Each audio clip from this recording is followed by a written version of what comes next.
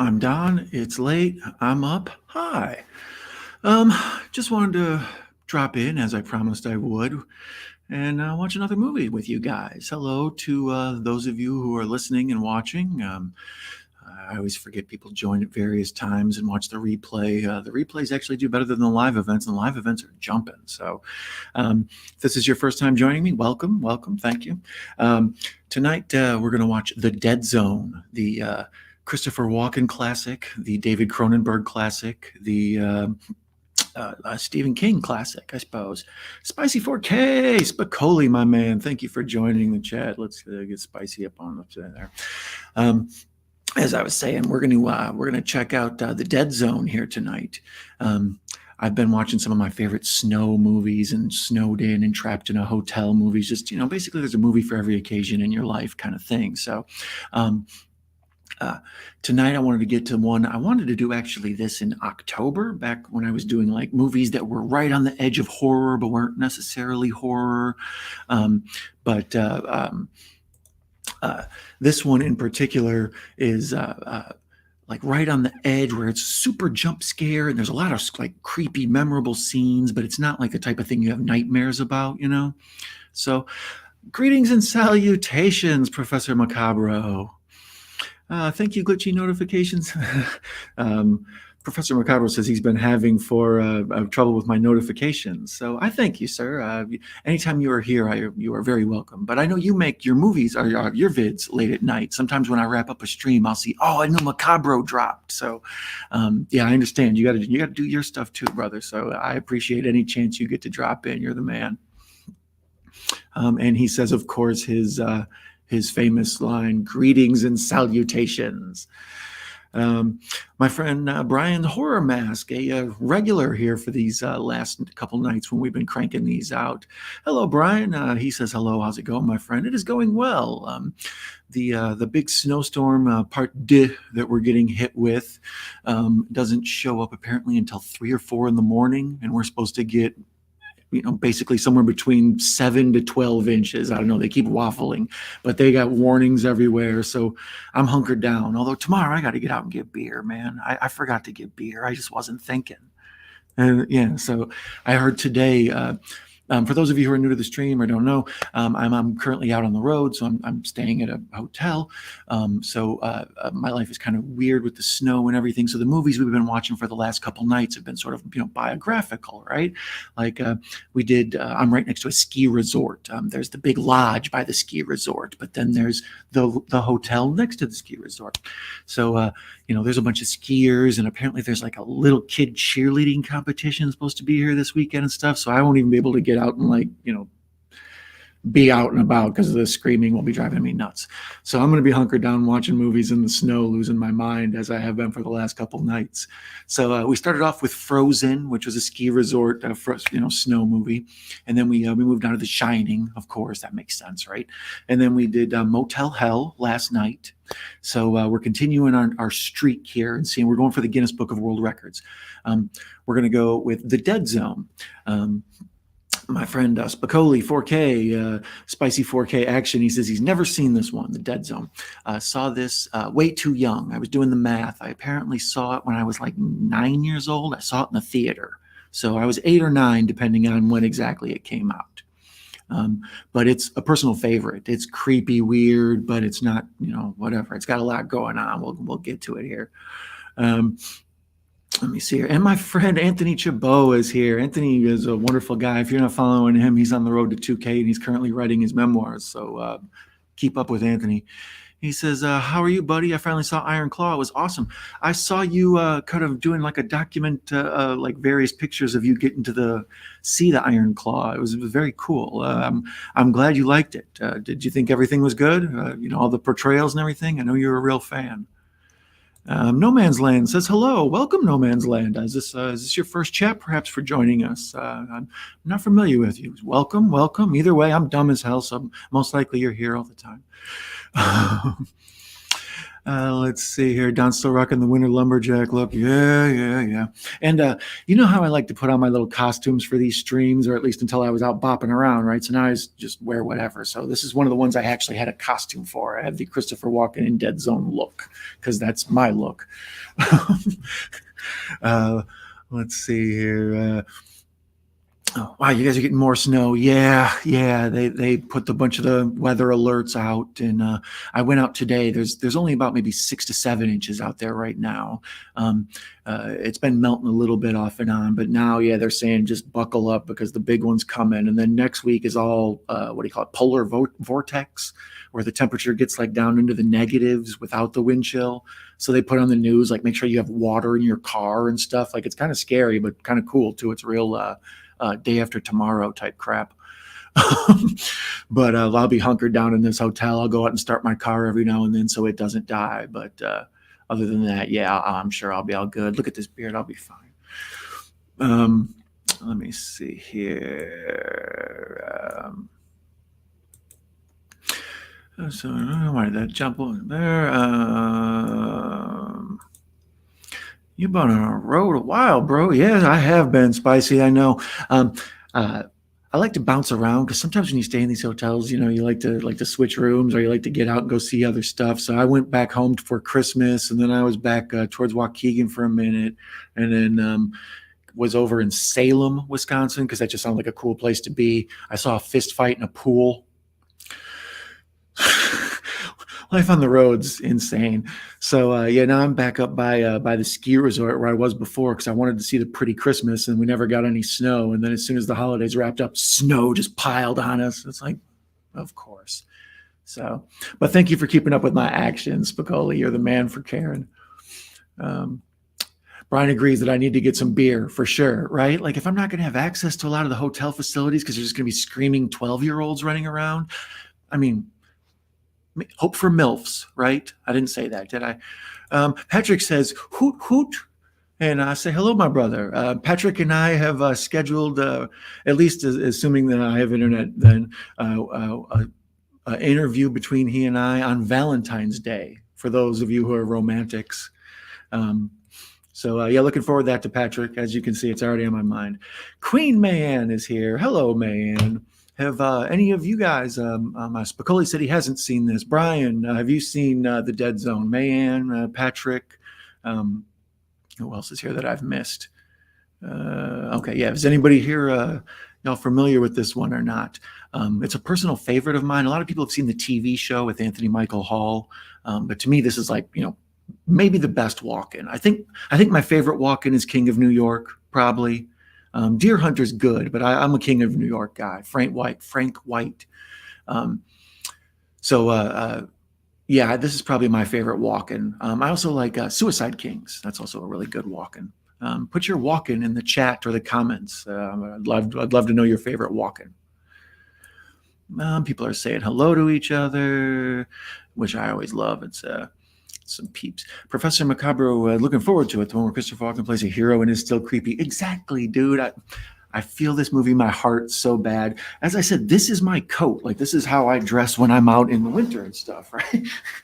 And I realized one day in the mirror, I'm like, holy shit, I'm Johnny from Dead Zone. So yeah, clearly it affected me. I was just it's a creepy ass movie. We'll talk about the plot as we go. We won't get into it now, but yeah, people are saying hello. Patrick says Dead Zone is a good film. Yeah, I like it because it's a departure from Cronenberg's usual stuff. He's known as the body horror guy or the gross out guy, and this is like a straight thriller with like actual moments of like jump scare terror and stuff. Like it's crazy. Brian says yes, he liked the Dead Zone. So awesome, thank you, Brian. You always have my back on these things, brother. Crazy white people in Wisconsin. Yes, there are. Yes, there are. There's crazy white people everywhere. Let's be honest. There's crazy people everywhere. I don't think crazy is even, what do you call it? Ethnocentric. I don't know the fancy word I'm looking for is there. Anthony says the portrayals in the Iron Claw were awesome. He had a little problem with the Ric Flair. Yeah, I've been hearing that. I've been hearing the Ric Flair was wrong. Was MJF good? I heard he was in it. He's what, Lance Von Erich or whatever? I've been meaning to see it. I'm just, you know, like I said, Life's wild, brother. Hello, my swear dear friend May. Yeah, everybody loves May. Queen May. If you're not following our friend May Ann or Spicy 4K Action or Anthony Chabot, who's on the road to 2K, Professor Macabro, Have Cheeto Will View. Patrick is here. Spicoli says Walken is always great and stuff. Yeah, there aren't very times when I'm like pissed at him. You know, I mean, even in like the Rundown with The Rock and stuff. Like anytime Walken is being Walken, he's good. I recommend. I'm sure it must be on like YouTube somewhere. He did an Inside the Actor Studio with James Lipton back in the day, and he explains his whole process. I take out the punctuation in the script. And that's his whole process is he gets rid of all the commas and periods and exclamation points, and then he just says the words in the way he wants. And now that I know that, every time I watch him, I'm like, yep, he's winging. I believe this is one of the only Walken movies where he doesn't dance. I'll keep an eye out for it. He says he dances in every one of them, but I don't think he dances in this one.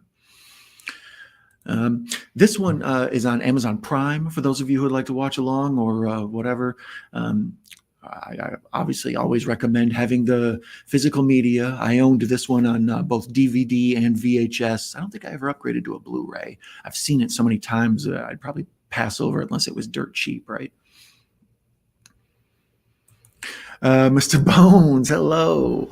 Mr. Bones is hassling me because last night on Motel Hell, he recommended, Mountaintop Massacre. What is it? I already forgot the name of it. It looks, the cover looks very similar to the woman in Motel Hell, Nancy Parsons, who was the Ballbricker in Porky's. So he was trying to dare me to do a double feature last night. Now he's asking how come we're not doing this tonight. Now we're going to go to the Dead Zone. I already put the code on, brother. I'm sorry. Professor says he's partial to The Prophecy. That's also really good. And Walken from Batman Returns. That is a really good Walken as well. I like Walken's son is Latimer, the big swole guy from the program. He's also like a white supremacist and like higher learning. And I don't know, he always just turns up as like a big swole guy. That's like his usual role. But here he plays like Christopher Walken's son. And he's got like the big square jaw. He looks like a comic book character. So just every scene with them and their family just sticks out at me. They look like a weird Addams Family. I want them to have a separate movie. Yes, True Romance. That's funny that I didn't mention that. True Romance is actually one of my favorite movies of all time. Not only because of the famous Christopher Walken and Dennis Hopper scene, but just the movie itself, the pacing of it, the way we just meet all these characters along this journey and they each get their little bits. You know, Floyd is so memorable, but he does nothing to get stoned, right? Everybody's welcome, Mr. Bones. Mr. Bones is a good friend of the channel. I was actually listening to you guys, Mr. Bones and Hobbs Horror did the Midnight Hour tonight, and they watched what's the Willy's Wonderland? Is that what it's called? The damn Nicolas Cage video game movie that's like Five Nights at Freddy's. I did a review of it on my channel too. It's really cool. And Nicolas Cage does like a silent performance. So yeah, the Boglin crew was on that. I recommend getting over to Hobbs Horror and checking that out.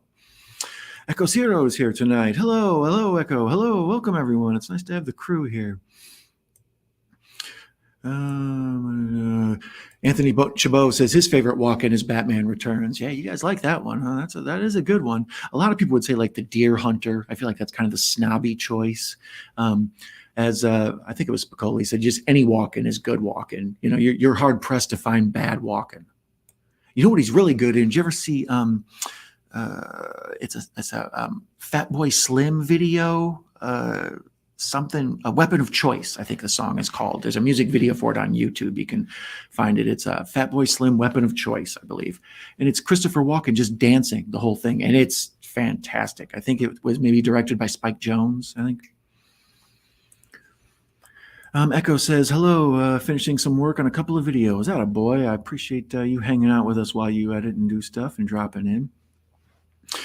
Oh, Macabro points out cowbell. I need more cowbell. Exactly. That is great Walken right there from Saturday Night Live. Oh my goodness. Anthony says the MJF scene got cut from the movie. I was totally unaware of that. Didn't MJF take like a bunch of time off to make it? And he got all like kind of roided up. He got on supplements. He was on supplements, lots of push-ups, lots of. So, yeah, he got all cut up to play that role. That's messed up, man. There's a Blue 5 King movies on, and The Dead Zone is one of them. The others are The Stand, Silver Bullet, Pet Cemetery, both the OG and the remake. That's a good 5 King pack. I should pick that up. I don't think I actually own any of those, especially with The Stand. The Stand I have on VHS, and I think The Stand's on YouTube. I've watched it before. A bunch of the King miniseries are on YouTube. I actually thought about watching Storm of the Century, but that's like a 6 or 7 hour deal. So yeah, if the cheerleading convention is out of bed, we might be watching Storm of the Century tomorrow. We'll see. I make no promises. That's a big commitment right there. Let me see here. Anthony says he's watching Echo's last episode. No, I didn't see the live stream with Iron Call. Like I said, I was following along on Instagram with you and your every step along the way of buying your ticket and going to the theater and stuff. But I haven't seen your review yet. I was listening to the fellas, and I was living that hot tub life. I never saw Pool Hall Junkies. I heard it was really good, actually. That's been on my to watch list forever. Apparently, Brian says that's a very good Christopher Walken. The next movie will Argyle and Madam Web. I'm not familiar with that. And Macabro says, oh, and just remember another great Walken, McBain. Michael Ironside in that too. Pretty good action flick. Macabro bringing the heat with the deep cuts. That's a Tubi cut right there. I appreciate it. All right, so tonight's feature, we're going to get going on here. It's 1 o'clock already. So tonight's feature is going to be The Dead Zone. I'm watching it on Amazon Prime. It normally is on, where did I see it last? It was on HBO like forever. And then right up until like slightly before Halloween, they took it away. So I was pissed off. So when I saw it come back, I wanted to jump on it and watch it. And it's an in the snow movie, and it just it fits with everything. It's one of my faves. It's very goth. All right, if you're an emo, thinky kind of you own a lot of black clothes, this is the movie for you. All right, so we're gonna go ahead and get this started. It's loading on Amazon Prime. Apparently, at the end of the month, Amazon Prime will start having commercials. So there's the MGM Lion Roar. Holy cow, it's the new one. It's CGI and it looks insane. I've never seen that one before. It's the MGM Plus feature presentation. Okay, that's why. Yeah, that's a new line. I'm not familiar with that guy. I like the old one. But isn't that everybody? Don't you like the original? When they change it up, it feels weird. Oh, my Halo's back too.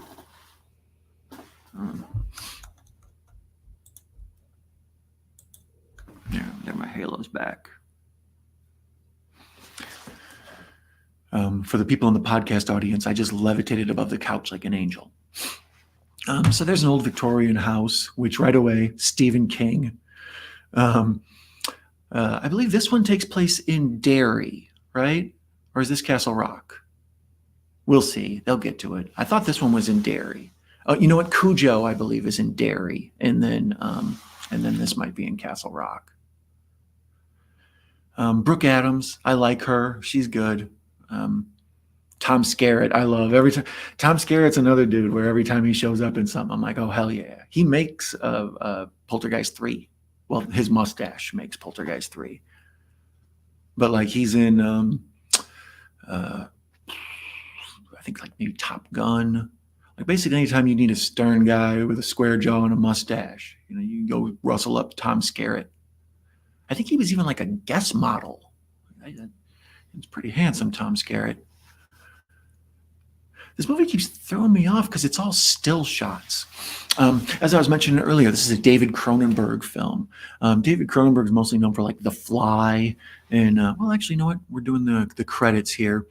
So, also, this is a very subversive film. I just remembered when I saw Christopher Walken as Stilson's credit go by and thought about what we're going to get in the course of this movie. So it's a wild ride. If you haven't seen it, I recommend watching along, or at least watching it. For sure, watch it first. I mean, for goodness sakes. But it's real subversive. If they decided to pull movies the way they pull books, like this would be one they would pull, I would bet. Let me see here. Oh, that's right. I was going to look up the David Cronenberg filmography while we are waiting for the actual movie to get going. Cronenberg has 38 actor credits because, of course, he does. He actually shows up in a lot of his friends' films.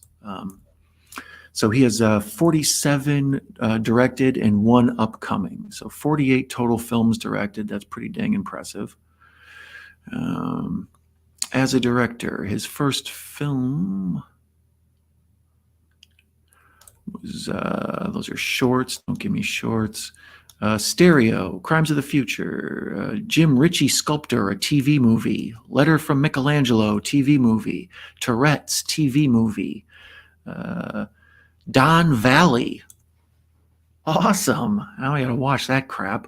TV movie.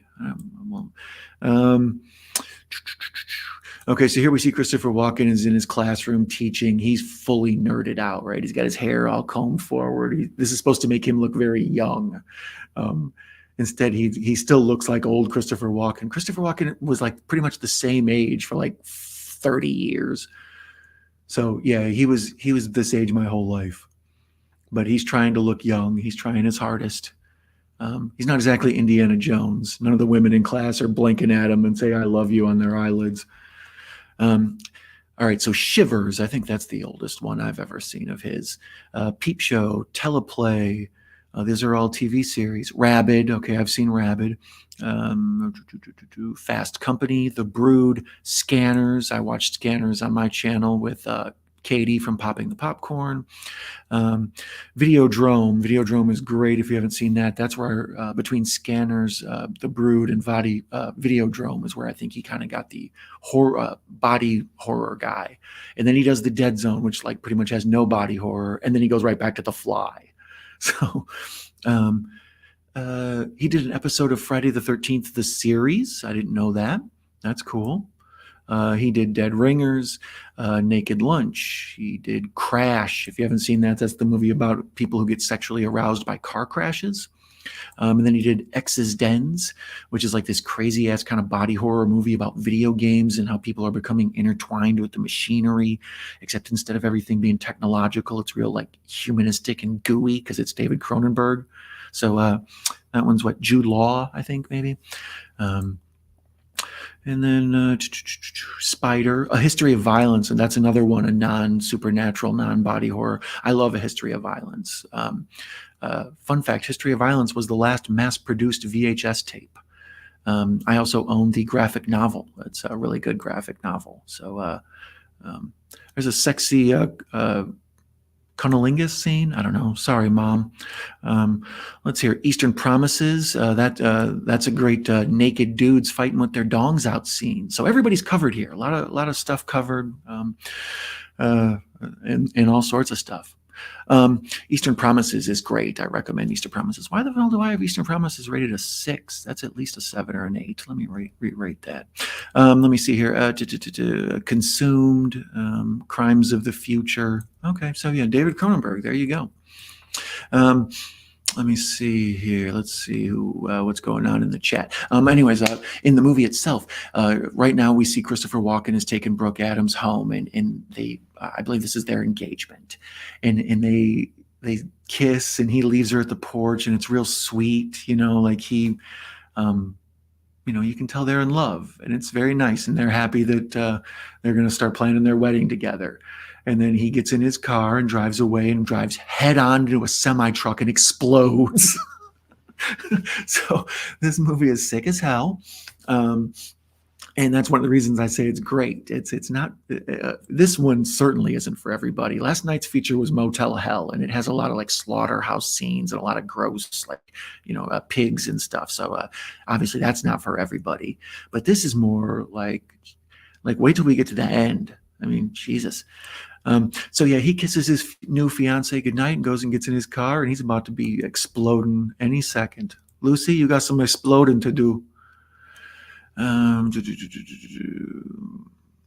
Macabro says he never has to worry about taking stuff away. He's still got his old DVD of The Dead Zone. Yeah, I love that movie. Now it's starting to rain, and they're making out in the rain to make it extra romantic. She ran off the porch to him. It's like this big, kind of Casablanca kiss. Like it's. He still looks like 20 years older than her, even though that they're probably like age equal. And he gets in a VW bug. We talked about that with The Shining. Stephen King drove a VW bug for a long time, and then in The Shining, he has the Torrance family drive one, and there's a whole thing with it being crashed later on and all that. Watch The Shining stream. The Shining stream cuts out a bunch of times because it was a huge snowstorm while I was filming it. So I put chapters in there. If it freezes and you're like, "Where'd he go?" we just go to the next chapter and start with "We're back." So King's driving down, or Walken's driving down the road in the rainy storm, and he's messing with the radio, and he's in big trouble. Chabot says Madam Web is a Spider-Man mentor, and Argo's a movie with Superman with Dua Lipa. Oh, I didn't know that. I found a season of the show at Ollie's years ago, Patrick says. Yeah, the show was pretty good. I watched the first season. I enjoy the movie so much more, but the first season was not bad. I never got around to it anymore beyond that. So Macabro says, have they remade this? Not to my knowledge, just this in the TV show. So there it is. He just crashed into this semi-truck.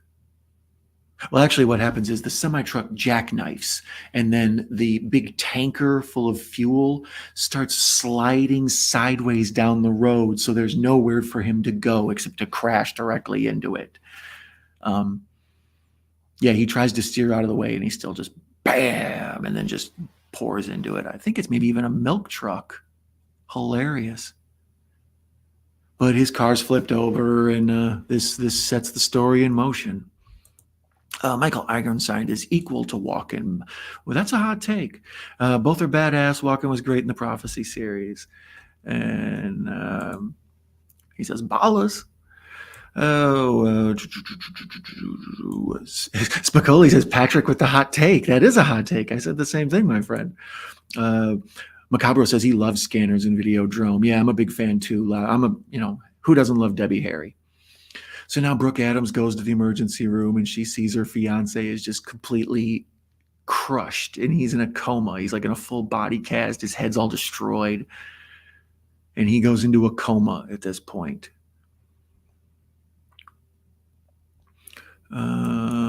Anthony says he's watching Power, Raising Kanan, a prequel to Power. Oh, yeah, that TV show Power. I've never watched it.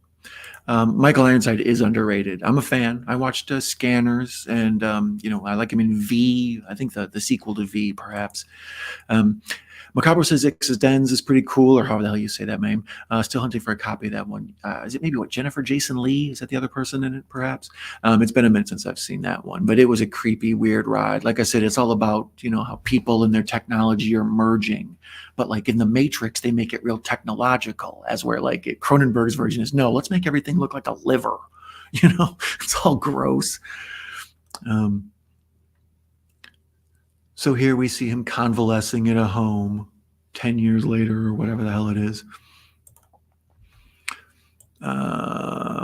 Patrick says History of Violence is wicked cool. Yeah, I'm a fan of History of Violence.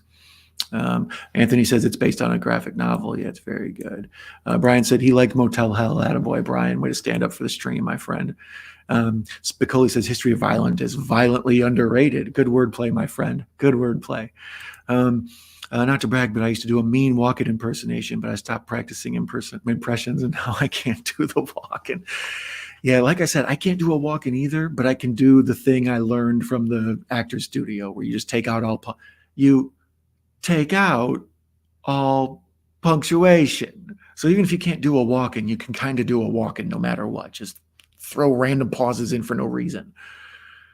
So now he's come out of his coma, and his doctor's there, and he doesn't understand what's going on. Oh, you know what I don't have down is captions. I know this movie so damn well that I don't even need them. Let me put on subtitles. What's the problem here? Let me try this again. I don't know what your deal is. It's freezing up on the captions. So, interesting. Another one of your many glitches.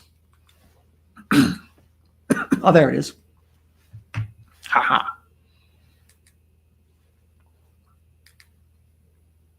Did I fix it. My favorite part of the show is when I do technical difficulties in front of you guys. And I get a frog in my throat in the middle of it.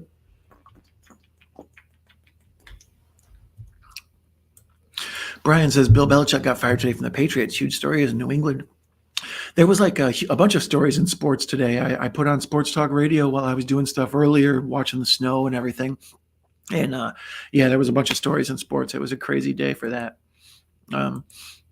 Rest in peace to Tisa Farrow, star of Zombie, aka Zombie 2, Zombie Flesh Eater. That was a Mia Farrow's sister, right? I believe. I don't know. Maybe I made that up. Thinking about, but yes, rest in peace to her. I'm sorry to be so dismissive and just make her somebody's sister. No, she actually, as you said, she was in Zombie 2, aka Zombie Flesh Eater.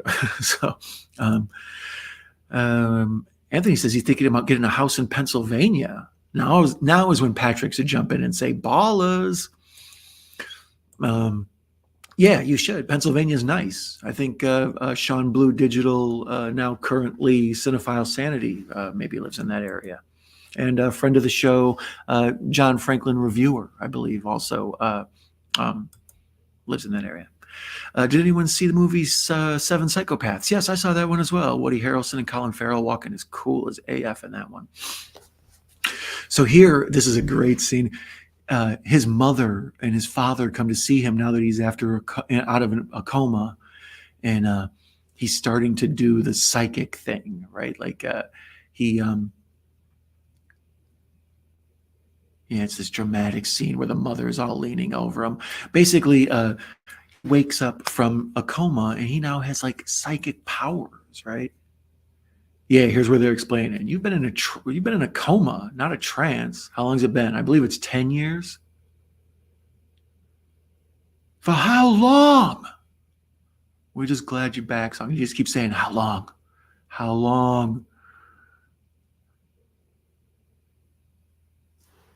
Lay it on us. 5 years. Oh, wow. 5 years is a long time. That's all it takes. So that's good. He wouldn't age it.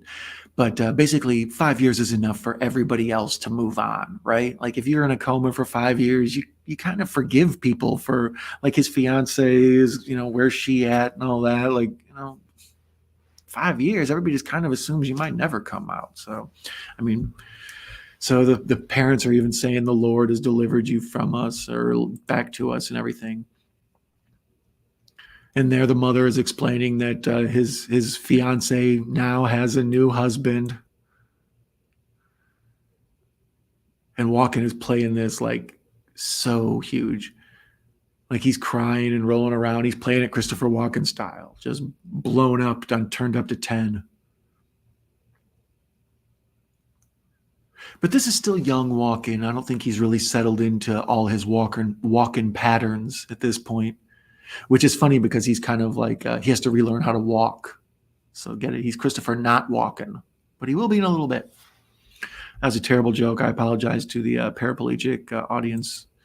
Little known fact, getting brain damage 100% will give you superpowers, at least according to movies and when you have movies ever led us astray. That's pretty much what happens. I believe this is his first example of The Shining or whatever you want to call it. He grabs a hold of the nurse and it's like this crazy jump scare. And then he sees into her future that her house is on fire and he warns her that her child is going to burn up in the fire.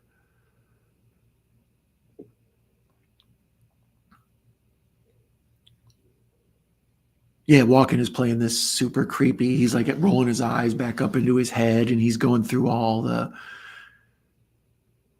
Yeah, and here's where we can see when he goes into his trances, he's physically in the room. So he's in the room where the room's on fire and he sees the little girl over in the corner screaming. So there are these surrealistic horror elements that they just work into the story. Like it doesn't need a monster. The idea that this guy can see people's death is all you need because it's like Final Destination or something, right? We just get a bunch of death imagery. So he's trying to communicate with the little girl so she can't hear him. He's only there like in, spirit or whatever. But this is crazy. We see the room on fire and it boils the little girl's fish tank, which is awesome imagery. And then the little girl looks a lot like Carol Ann from Poltergeist. And he tells the mother, your daughter is screaming, get home, get home. And luckily she's safe. She gets there just in time to see that the firemen are fighters. Sorry, I don't mean to be sexist. The firefighters are putting out the fire and she's safe. Let's see here. Spicy's taking off, buddy. I appreciate you hanging out, Spicoli. You have a good night, my friend. Macabo says Christopher Non-Walken. Yeah, that's a good meme. I don't know, any of you meme makers out there, you can have that one for free. Let's see here. I'm hoping to get a YouTuber Entertain the Month again, as I was nominated twice. Oh, you were you? Actually, aren't you ineligible because you have more than 1,000 followers? How does that work? I need a judge to rule on that. You might be too good for these contests, Anthony. Did you ever think of that? The Simpsons did a Treehouse of Horror where they parodied this. Ned Flanders got Walkened. Oh, snap. I have to look that one up. I was talking about on the Shining stream about the Shinning and how like groundskeeper Willie was the Scatman Carruthers character and stuff. And Homer was Jack. So now here he's touching his doctor and he's having a flashback to World War II, I think it is. So the movie gets to go places beyond where we're at, right? So we've already been in a burning house and now we're in the middle of a war zone, but really we're just hanging out with a dude who's crippled. Christopher Walken's got the big halo on and stuff. Speaking of halos, oh, sorry. Damn it, I always have a... There we go. There we go. That's...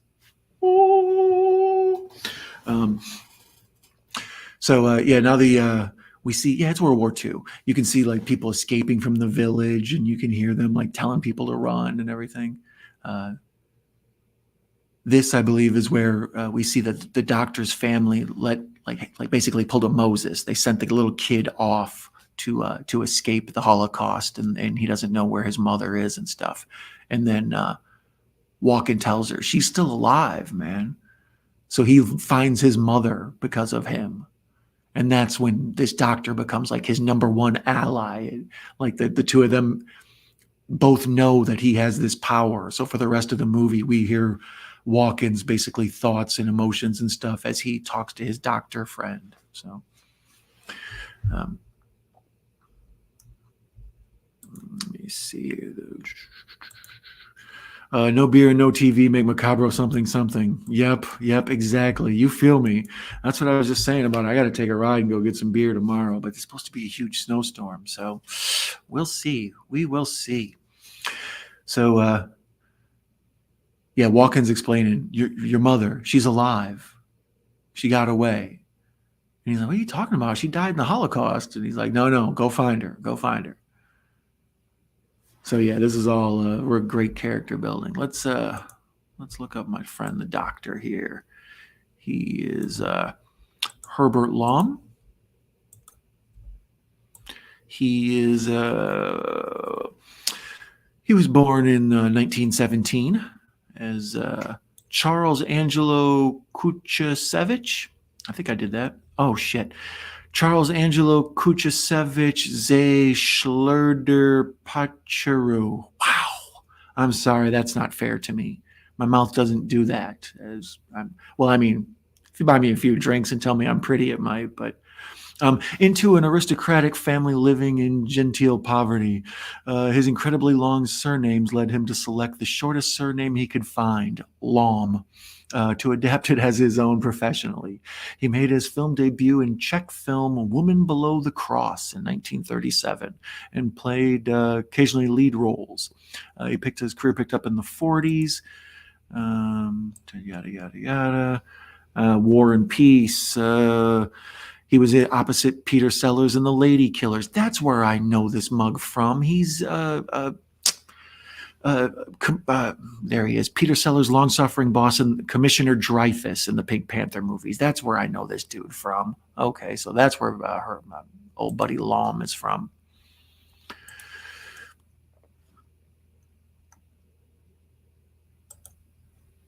Go find her. Where? How? Exactly. That's what I kind of wonder. Like, my first thought now is you would bust out Google. But back then, I think you would probably have to like hire a private detective, right? Or like somebody who knows how to go look through phone books and shit. I don't know. like go check the register at Ellis Island or whatever. I don't know. Whatever nonsense film has taught me about how immigration works.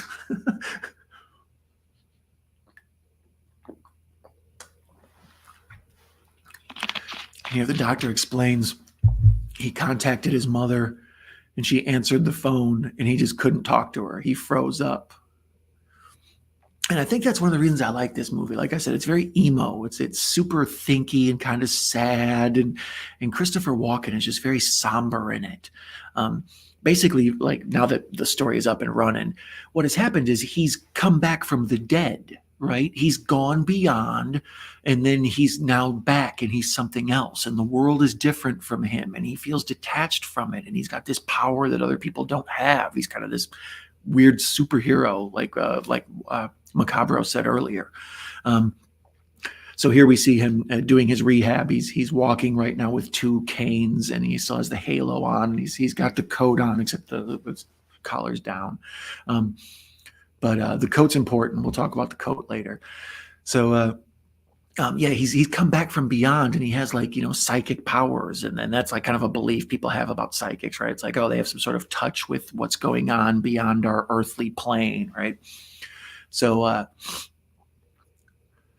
here Walken is Brooke Adams has come to see him, and he's like, he's crestfallen. The woman he was in love with a day ago to him has now moved on 5 years later and has a husband.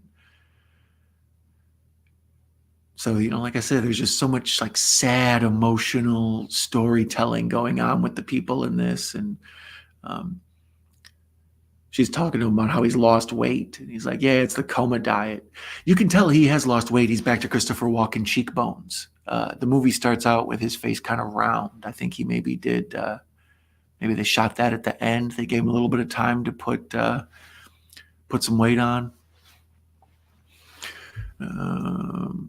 Macabro says, me being me, if I ever got dead zone powers, I would tell people the complete opposite of the visions because, I got to get my LOLs somehow after a 5-year coma and months of rehab. Yeah, exactly. He doesn't have enough fun in this. He's too stuck in his Fallout Boy ways or whatever the hell's going on with him.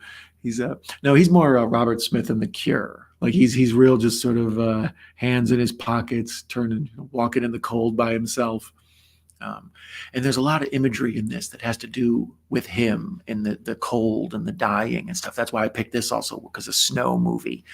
The whole thing takes place during snow, and there's an awesome scene during ice hockey. The ice is gonna break. So that's a classic scene. I'm waiting for that one. But he's explaining to her, my feelings haven't changed. And she takes off her coat, and she has this striking blue dress on. Like I said, cold blue, right? He's got a blue shirt on. Out the windows, it's blue. There's snow everywhere. It's blue. This movie's a cold, chilly movie because this dude is back from death. He's cold, right?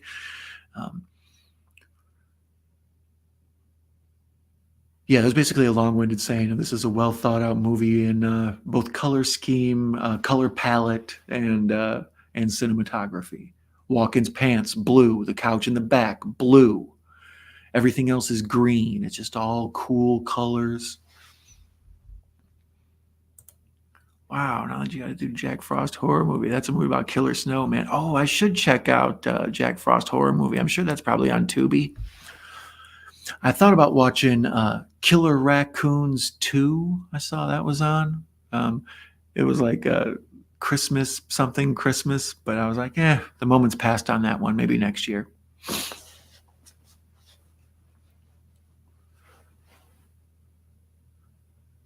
And this is more just, Christopher Walken explaining his feelings of what it's like to be, detached from the world now. Another shot of a cold, rainy day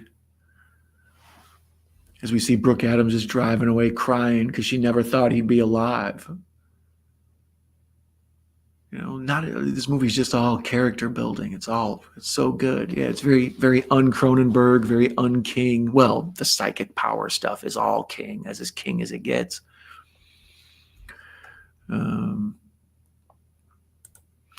Yeah, I don't know. I might have to do Jack Frost. What were some of my other snow movies? I want to check out maybe Hateful Eight. That's one of my favorite snow movies.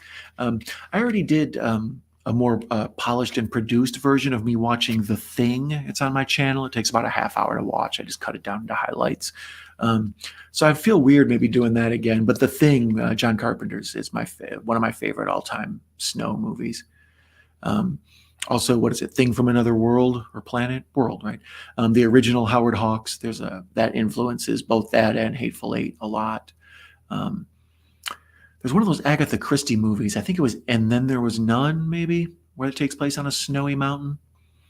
Um, uh, Also, what was that one with Kenneth Branagh with the train? Murder, was that Murder on the Orient Express? Where the train crashed in the snowstorm and they were trapped in the tunnel and all that. But also, I like The Lodge. Yeah, I've been thinking about snow movies. You ever seen Ravenous? That's like a cannibal movie. It's darkly comic as well. Any movie about eating people that's funny, I'm all for. Um, and it's so funny here. Johnny in the movie is holding a press conference because people want to talk to the guy who's back from the dead, and they also want to understand how he solved the.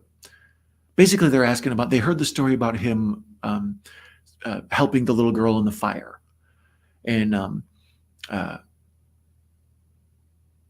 now people are trying to interview him and get to the bottom of is he a real psychic and debunk him. I don't think this would really happen with a big press conference like this.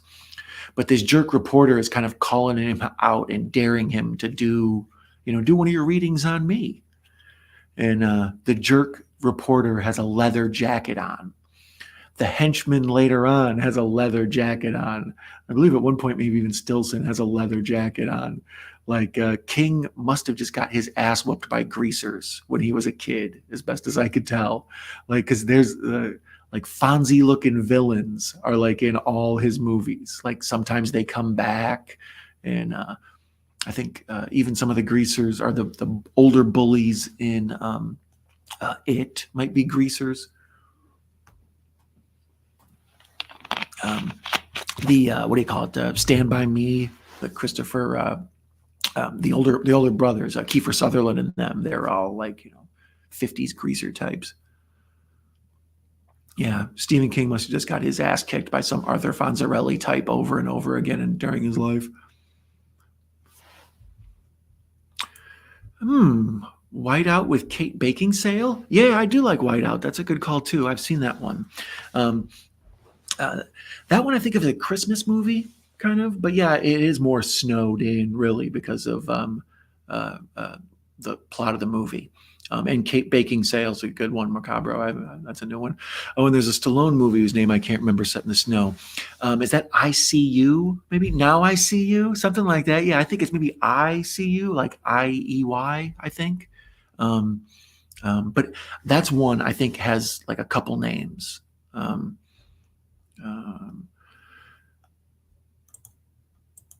Yes, Leather, the psychic's kryptonite. Exactly. That's how you can tell the good guys from the bad guys. This whole movie's just riddled with blue. Now, Christopher Walken is going to see his mother in the hospital. She's had sort of a breakdown seeing Johnny's press conference on the news, and his mother dies right there in front of him. And of course, the mother is wearing a blue hospital gown, and all the hospital equipment is blue. Cronenberg's use of color, and here comes the police, and it's a blue police car with blue lights. Cronenberg's use of color is famous, especially Ringers is all red. If you've ever seen that, yeah, that's crazy. Sean, Cinephile Sanity. Sean, what's up, brother? I literally just got this one on 4K. Awesome. Yeah, let me know how that is, or if there's anything cool on there that wasn't on any of the previous versions. I love this one. So now Tom Skerritt is going to see Christopher Walken because he's like, you know what? If dude's got psychic powers, I'm willing to do anything to solve this this murder thing we got going on. So it's Christmas time. This is a Christmas movie. No, this is not a Christmas movie. I've said it before in other streams, and I'll say it now again. To me, the difference is Christmas is all throughout the movie. Like if there's one little tiny pinch of Christmas, like right now they're setting up the Christmas tree and it's Christmas, but the rest of the movie doesn't have anything to do with Christmas. There's no subplots of Christmas. There's no Christmas songs. There's no like opening of gifts and stuff. The reason I say Die Hard is sort of maybe a Christmas movie is because all that is just all throughout. It opens with a Christmas song. It ends with a Christmas song. There's Christmas music and sleigh bells all throughout. There's wrapping paper tape with the gun on his back. Ho, ho, ho. It's all Christmas all throughout. But yeah, if there's a little pinch of Christmas, not a Christmas movie. I watched Night of the Hunter the other day when the first inch of snow we got here in our massive snowstorms. And at the very end of Night of the Hunter, it ends with the snowstorm, or I'm sorry, with Christmas. And it ends with like them singing Christmas carols, and it pulls away with snow and everything. And it's like, what a weird ending for that movie. Blue are the blue people that walk around blue like my Corvette. It's in and outside are blue, and the words I say and what I think. I'm blue, dabu dee, dabu die, or whatever the lyrics are. So yeah, he's explaining to the sheriff, man, I can't help you. And basically, he can. He just doesn't want to be the psychic guy. I'm trying to see. I believe it's Castle Rock. You can see his patch, his on the sheriff's shoulder. It says New Hampshire. Yeah, I think it says Castle Rock, but it says New Hampshire on his arms. I never knew that was what state that was in. But Stephen King's movies usually almost all take place in Derry or Castle Rock, unless it's like, The Stand or something where they're going to Las Vegas or going to Iowa or Nebraska, is it? And then the villains all go to Las Vegas.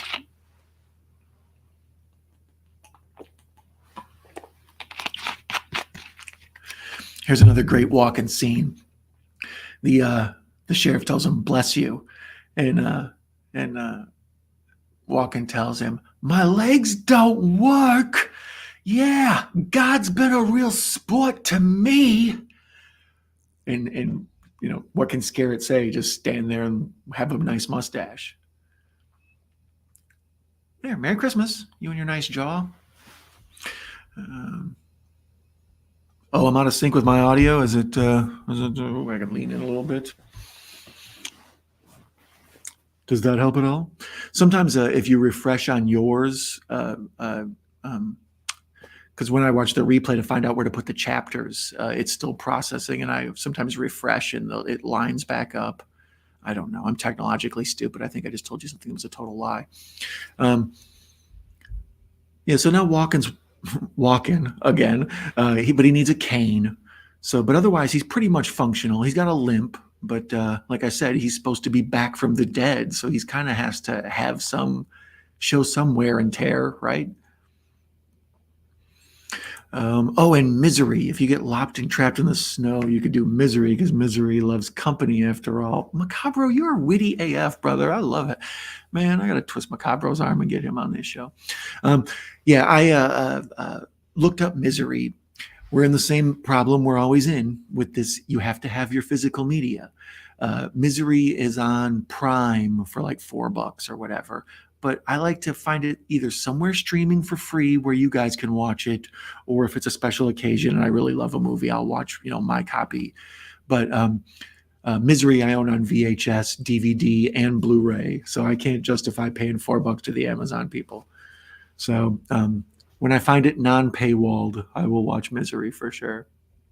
Sean says it's fine now. Okay, so maybe either me leaning up or the it comes and goes. Yeah, that happens. That also maybe is the internet lag too. If I haven't had tonight yet.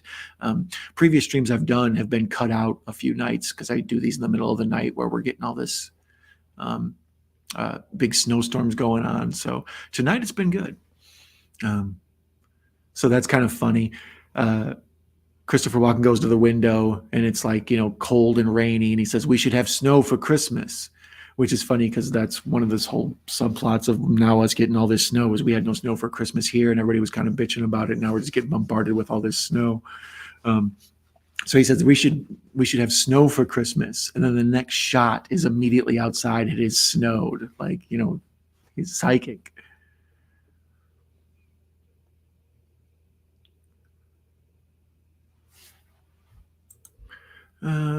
StreamYard. Echo had some issues with it in his stream. Silly StreamYard. Yeah, StreamYard also can give me problems. So now here he is back outside with the coat up, with the collar. I had mentioned this before, especially in all these scenes where he's doing his like kind of detective work. It's in one part like Humphrey Bogart, right? Like you're supposed to, the detective with this, out there. Basically, it's the damn neighborhood watch thing, right? Like, be careful, this neighborhood is protected by a neighborhood watch. But also in it's supposed to have like almost a vampire look to it, like in Stephen King's The Night Flyer, which is crazy if you haven't seen that one. It's about a vampire that flies around on an airplane in Cessnas. Um, uh, and it's supposed to give him like a creepy vampire kind of popped collar look, which adds to his, like I say, goth. He doesn't fit in with these other people. He's supposed to be almost like a living late night host. He's half creepy. And I'm here for it. As you can see, I totally empathize. I am living your life, my friend. Thank you for putting out the blueprint. But now Brooke Adams has showed up. This part is heartbreaking to me. It's romantic, it's sexy and romantic, but it's weird. She's got a new man. She's brought her baby to see Johnny. She's got like this 1-year-old or whatever. It's like a little tiny toddler. And she brings the baby to see him, and the two of them are alone. And she, puts the baby down to sleep. And she explains that, they never had sex when they were getting engaged because he's like this nice, square Christian dude, and she was too and stuff. And she's like, haven't we waited long enough? And she opens up her shirt. And he starts kissing her neck and stuff. And they have sex by the fireplace on the ground on the carpet there, right? So that makes me kind of not like her because she's married, but at the same time, this is a messed up situation. So you kind of understand this is maybe like a one and done deal. Like this, they had unfinished business, and this is a thing that kind of had to happen. But now the baby's on Walken's lap, and she's doing dishes and shit. They're playing house out of nowhere.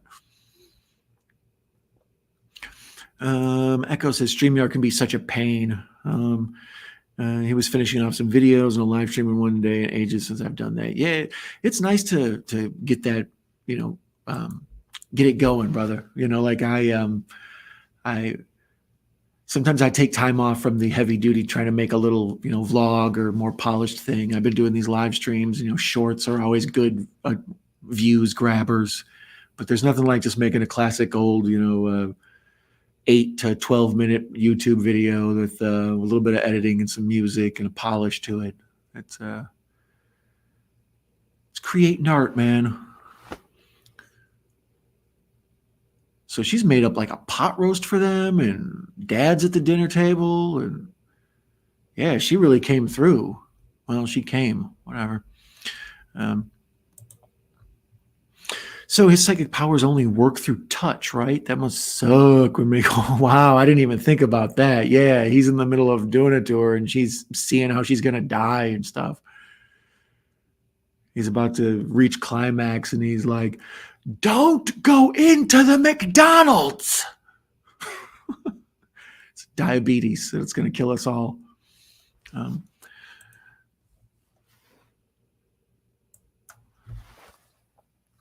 So yeah, now they go out on the porch, and he asks, am I going to see you again?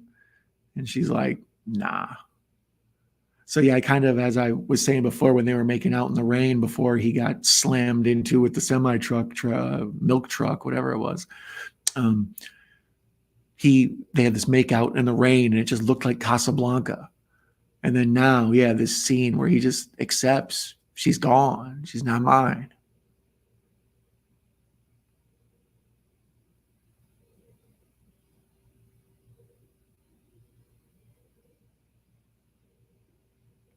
Yeah, he's selling it to the hill. He's all crying. Damn, man, you're making me cry. Stop it, Christopher. Stop it. It's allergies. It's allergies. I got something caught in each eye. I got something. Ah. So there she goes. And he goes back inside, and there's the blue glow of the television and blue out the windows. He's got a blue sweater on.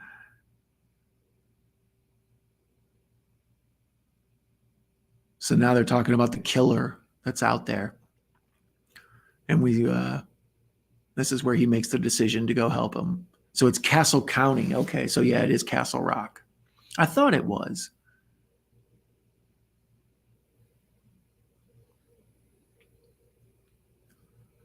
I think Cujo is the other one that's in Derry. I think there's a couple that are in Derry, but obviously it is the big one. Macabro says, gone like tears in the rain. Exactly, my friend Roy Batty.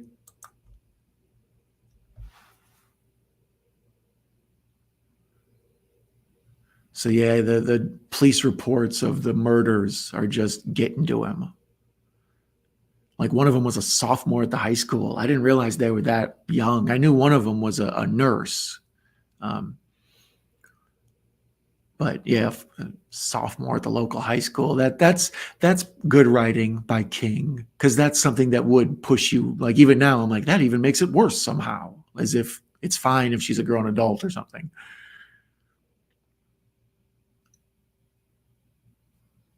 So yeah, here's where he decides to become a superhero.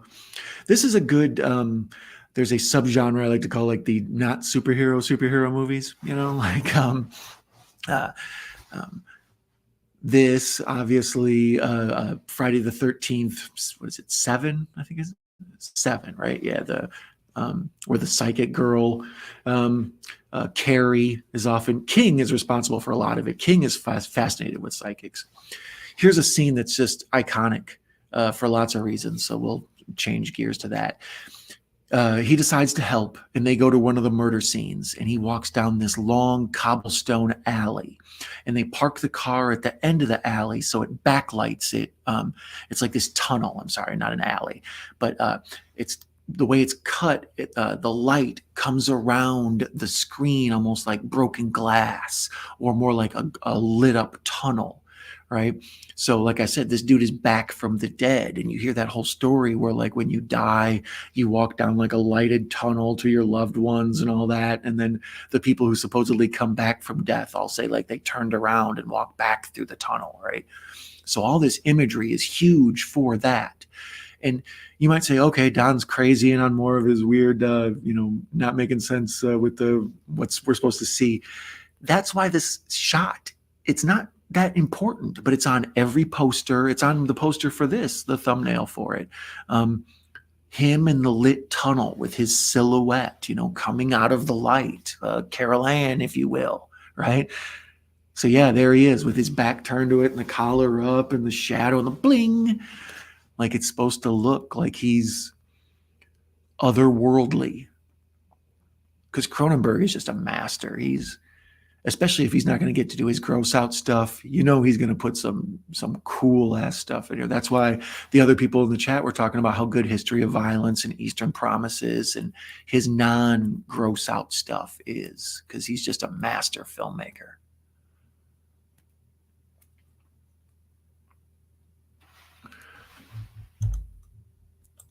So yeah, now he's trying to get the scent. They're in this tunnel and it's all lit up. He's got the Dracula detective vampire coat on. Tom Skerritt and his detective or his whatever deputy, Jesus Christ, his deputy are with him. And now here's the second one. They go to the gazebo, I believe. Yeah, this is where I first learned what a gazebo was. So the sheriff and him go up on the gazebo, and he gets one of his visions up here, and we see, I think this is the murder of the nurse.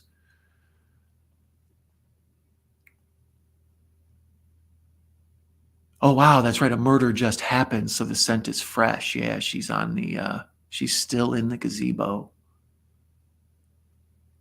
So you're just gonna let any old weirdo come up and mess with a crime scene? Shouldn't you dust for prints or put down those little yellow flags or make a chalk outline? I guess it's snow. What do you do when there's snow and you need to make a chalk outline? I have so many forensic files questions right now. There's a bunch of onlookers just standing around. Yeah, okay, no more cameras, no more cameras. So now the sheriff tells Deputy Dodd, no, nobody up here, cordon off the crime scene, because I'm sure it's been contaminated so many times over at this point. It's ridiculous. Yeah, and I remember just this as a young person, the first time I saw it, where the killer, we don't see his face because it's got to be like a mystery. Because, like I said, dude's kind of a detective. We see the vision, and the guy is like calling the woman up to the gazebo, and he's like just being creepy with her, like, "It's nice up here, isn't it? It's a funny word, gazebo, huh?" And he's like, "Look inside my coat." And all this creepy, just the way he's behaving.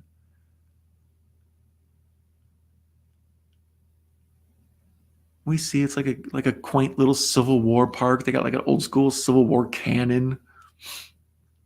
Another Victorian house.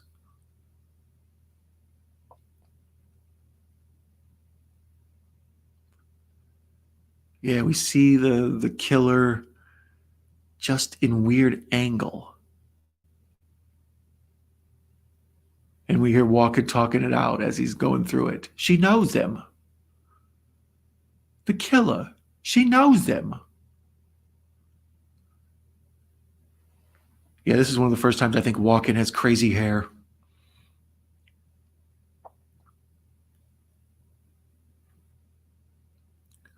I never realized this park is like on the ocean, or maybe a huge lake or something. She knows him. Not scared. She knows him. And this is all like really good, true crime writing. Because back in the late 70s when King wrote this, they weren't totally onto that yet. That like serial killers usually sort of know the people they're around, or at least at first when they murder, they do. Like, yeah, there's the ocean. I never saw that before, huh? I think I've been so fascinated by how creepy this dude's performance is. I never really focused on the scenery. So he opens up his coat and shows her he's got scissors in there. And she's like, "Ew, what is that, a joke?" And then he punches her in the face and knocks her out in one punch. And then immediately starts feeling her up. The things people do to get to touch a titty. Have you tried just being nice? You look pretty today, Cheryl. So now he's freaking out. And Walken tells him, "The killer, it's Dodd, your deputy." And they're like, "What?" And they turn around and Dodd is gone. "I stood there and watched him kill that girl, the watch." That's a classic Pulp Fiction for Walken, the watch soliloquy. "Had this uncomfortable piece of metal, this hunk of junk up his ass."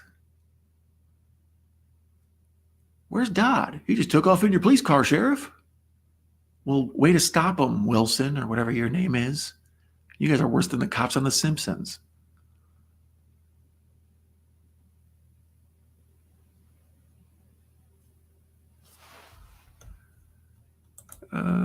Professor McCarthy says, "Psycho killer, qu'est-ce que c'est? Fa, fa, fa, fa, fa, fa, fa, fa, fa, fa." That's my jam. Well, I have many jams, but whenever that one bubbles up on the iTunes shuffle, it's always like, ooh.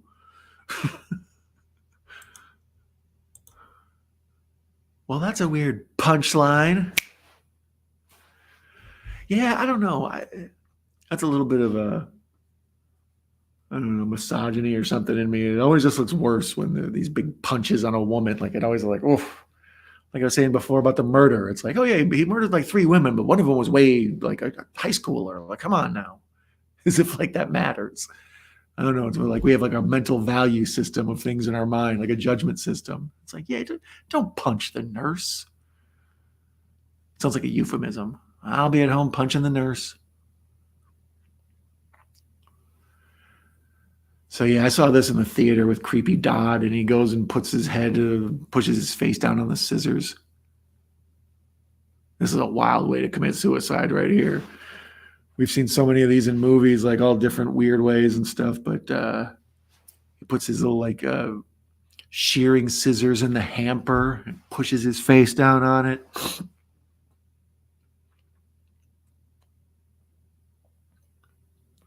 So yeah, here's this crazy woman, his mother, and he's like, you know.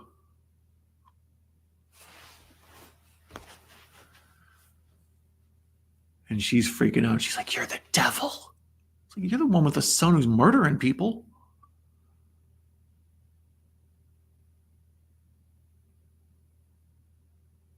Yeah, this is great performing, but these two are just pretty much just eye acting.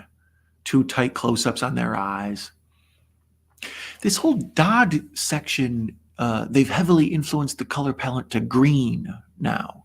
Like I've been hung up on the blue. Dodd's coat in this light is green.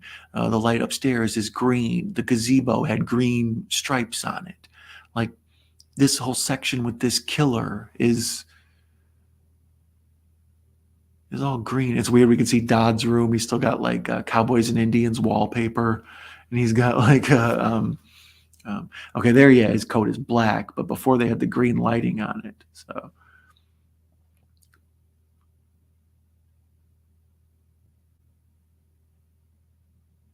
yeah, he puts the scissors and like the just point up, and then just like forces himself to go down on him.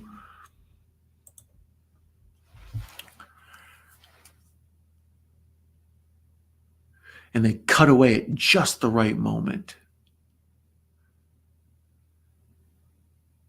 So we don't have to get the X rating probably back then.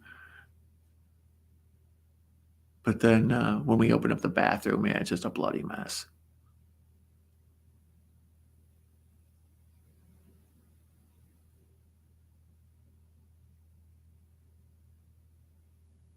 Yeah, they're like fascinated by Dodd's bedroom.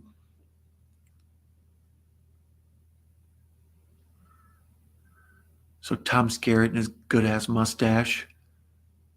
Frank Dodd. Huh. I was unaware. Come on, give me my Cronenberg gross out. They're really building it up. Oh, there he is, laid in the bathtub, blood everywhere, knife hanging out of his mouth. Grotesquely awesome. Oh, and he's still convulsing. That sells it.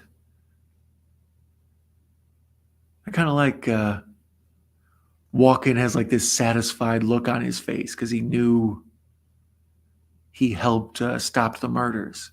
And then here's where the crazy woman that called him a devil pulls the sheriff's, goes and gets Dodd's gun and pulls it on him.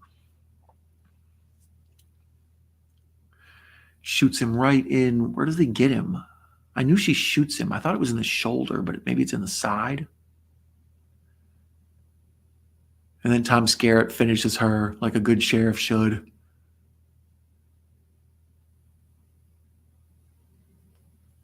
Awesome scene. She falls down and has this cool death scene where she's laying there and her hands all up in the camera, dripping blood into it. Like, it is awesome. So now what? Johnny's back in the hospital, right? Or did he just get winged? I think he literally got winged. I think his arm's in a sling, as I recall, next time we see him.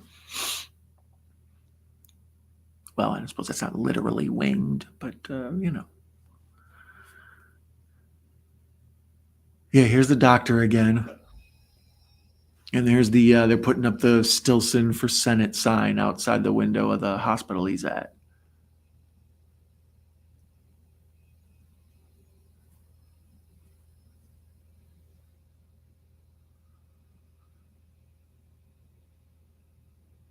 Yeah, he went back to the same care facility. They must only have one in this town. Because that's the same place he was holed up when he was in coma.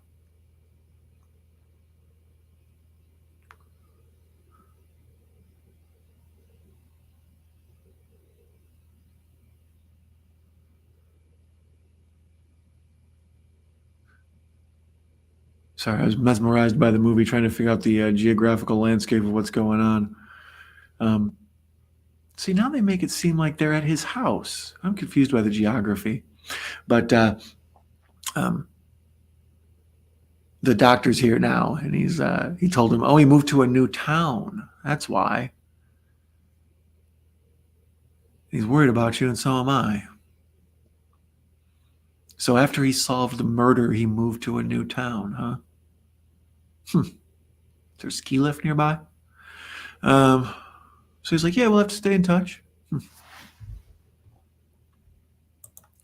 Bum leg, bum arm. They really put Walken's character through the ringer in this one. Yeah, they do. He's back from the dead, but he takes a licking and keeps on ticking. So he says the bullet went straight through him. Okay, so it was a side wound.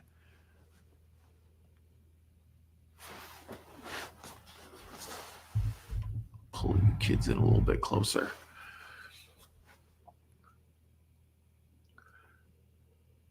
Yeah, the every time now that I realize that he's the commissioner from the Pink Panther movies, that's all I can see. Just yelling at Clouseau. Here now, Walken's telling him the psychic visions are giving him headaches, like real bad migraines.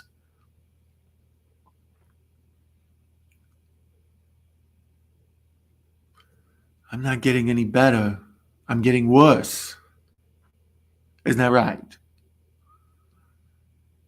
Is not in the top 500,000 Christopher Walken impersonations, but top million. I'll take it. Oh,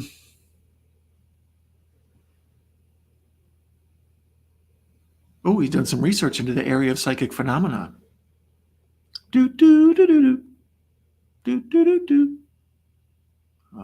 I'll stop there so I don't get copyright stricken. Do do do do do do do do do. Sorry, it's like shaving a haircut. I have to finish it 2 bits. So, so now he's just explaining to Walken that this psychic thing is sucking the life right out of him. Every time he uses his powers, it's just like draining him. That's why Walken looks like Walken. He's just all pale.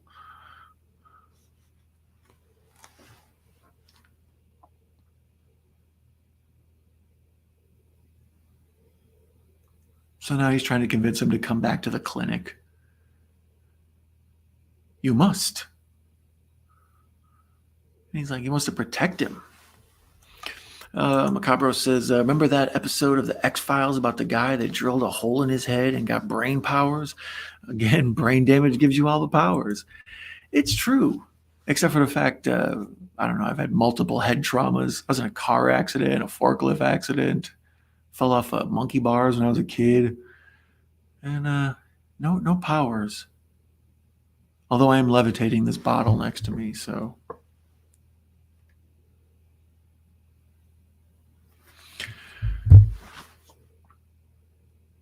But as I recall now, is where he moves into being a teacher again. He tries to start off his new life, and that just gets him in more trouble. You can't run, Chris. You can't run.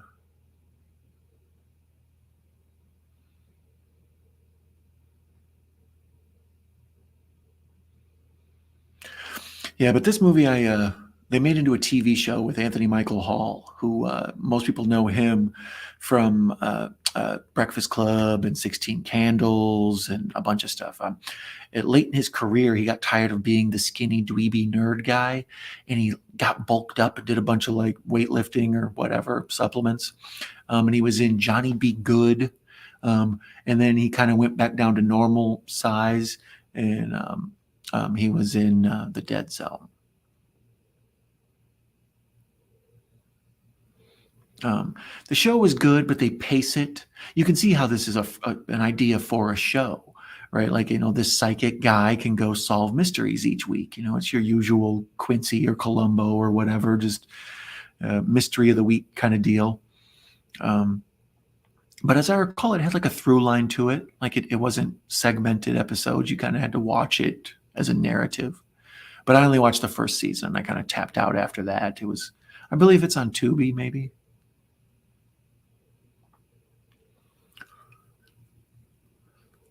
So now here this rich dude comes to him and he's like, my boy is having trouble. And I don't care if you're a stupid psychic. I think all that's dumb, but you're apparently like the most genius tutor to get anybody. So please just come hang out with him and teach him how to read or whatever.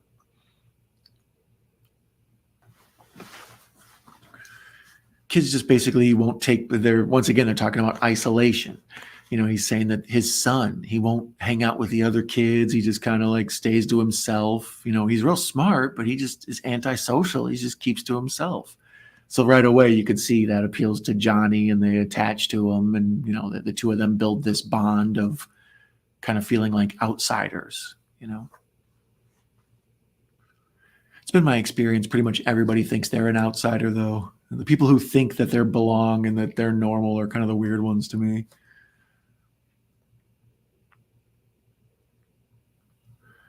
So yeah, they explain the kid won't leave the house. He's that antisocial. So now Johnny has to leave his house to go to him. So basically the kid's problem is breaking Johnny of his problems. And guess what? The guy who comes to him has a blue sweater on, and Christopher Walken is wearing a blue shirt. And but Christopher Walken's new house has green shutters. But there's a blue van and a blue manger and a blue street sign. Jesus. Cronenberg, you monster.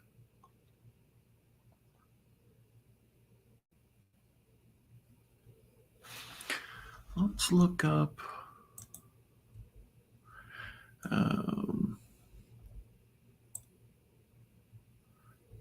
Did you know director David Cronenberg fired a .357 Magnum loaded with blanks just off camera to make Christopher Walken's flinches seem more involuntary? This was apparently Christopher Walken's own idea. I have heard that before, that Christopher Walken, that Cronenberg would stand just right off of scene, right off of stage, and then he would fire the gun, and Christopher Walken wouldn't know what was going to happen, and that's how he would get that startled jolt look to him when he's having his visions. So now the rich guy who's bringing Christopher Walken in to teach his kid has got Martin Sheen and his henchman over, Greg Stillson. And like I said, his henchman has like the leather coat on. He looks almost exactly like that damn reporter from the beginning who was being a creep.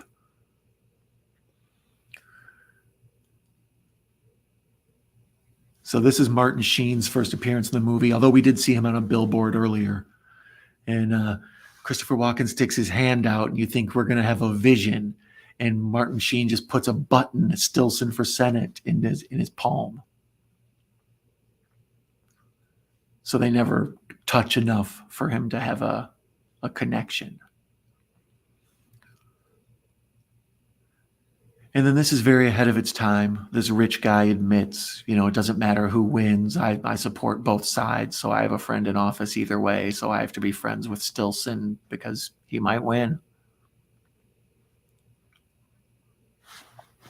Let's see here. Director David Cronenberg had to reshoot the scene in which John Smith has his first premonition. It showed a little girl's room burning and a small E.T. doll could be seen in one of the shelves. The scene had to be reshot when Universal threatened a lawsuit. This film and Stephen King's novel are both loosely based upon the life of famous psychic Peter Hurkos. Hurkos claimed to have acquired his alleged powers after falling off a ladder and hitting his head. I believe it's not the plot of Ghosts, that new TV show, or, well, a remake of a British TV show. The gazebo where the murder took place was built for the film and was later donated to the town of Niagara-on-the-Lake, Ontario, where this was filmed, and is now a favorite spot for wedding photographs. So some people out there might have wedding photographs taking place on the gazebo. Quotes, "The ice is gonna break." I think they nailed it with that one. All right, so already the Christopher Walken and the introverted kid are hitting it off. They're outside walking around. Get it? Walking around. Um, but you can see right away that these two have a connection. But Christopher Walken totally looks like a damn detective. Like he's got the big long trench coat on, his tie's blowing in the wind. You know, he's supposed to be part problem solver, part Dracula, or at least makes other people feel like he's Dracula.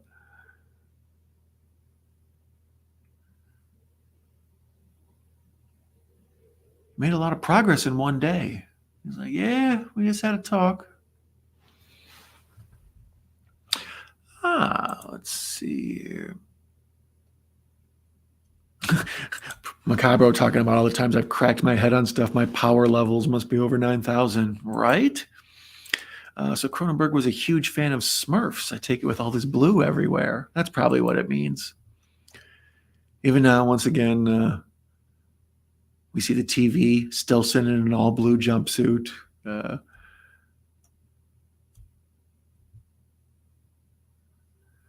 Remember, you met him in the hall this morning? Yeah, and here's where he explains, you know, you gotta work with all these idiots. Good morning, Gareth.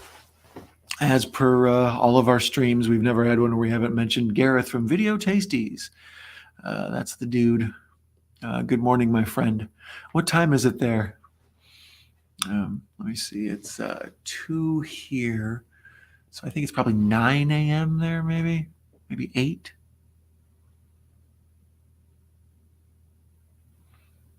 So Walken says, shame on America. But dude says, you got to get registered and go vote against this turkey.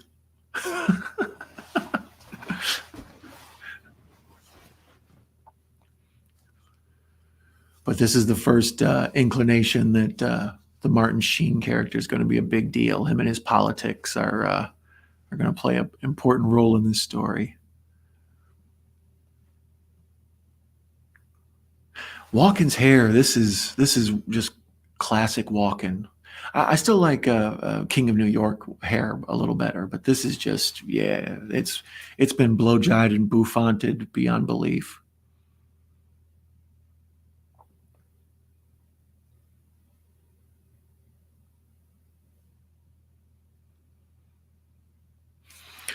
Let me see what else we got going on here. I got caught watching it again. Goofs. I love a good goof. After Dr. Wycheck finds Johnny's new home and is invited inside, he begins to pull out medication from his bag. Johnny stops him, and Dr. Wycheck puts the medication on the table and sits down. And the next scene, when he stands up, the medication is gone.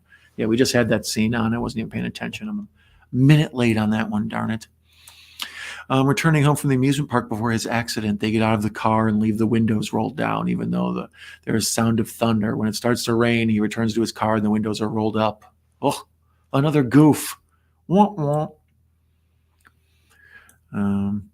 After John and Sarah make love, they are standing outside the house, and John puts his left hand behind Sarah's neck as he pulls her close for a goodbye kiss. As they separate, both hands are at his side. That's just an editing goof. That's not that bad. During the scenes leading up to the car crash, it is raining heavily, and some scenes cut and others not at all. Yeah.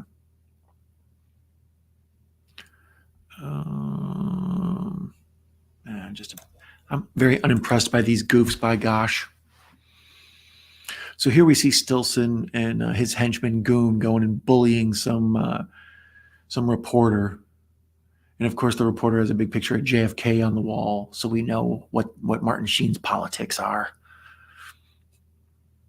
Oh, no, there's a picture of Reagan. Well, that's nice. They're getting everybody in there.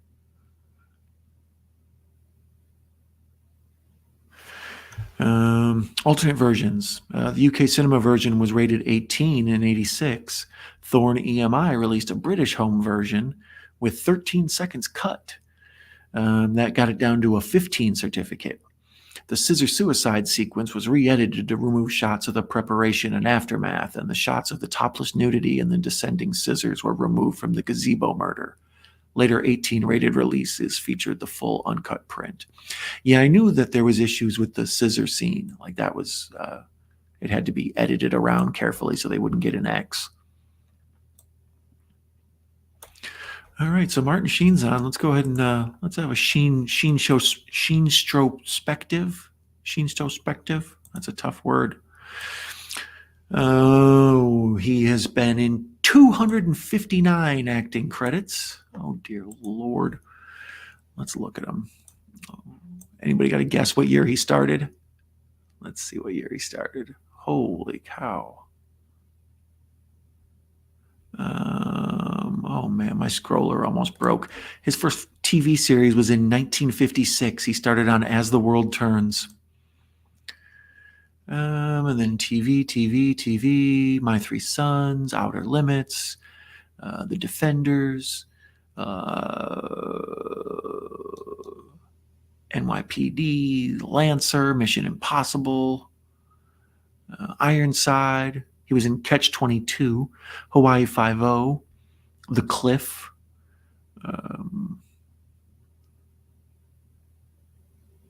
So much TV and so many bit parts.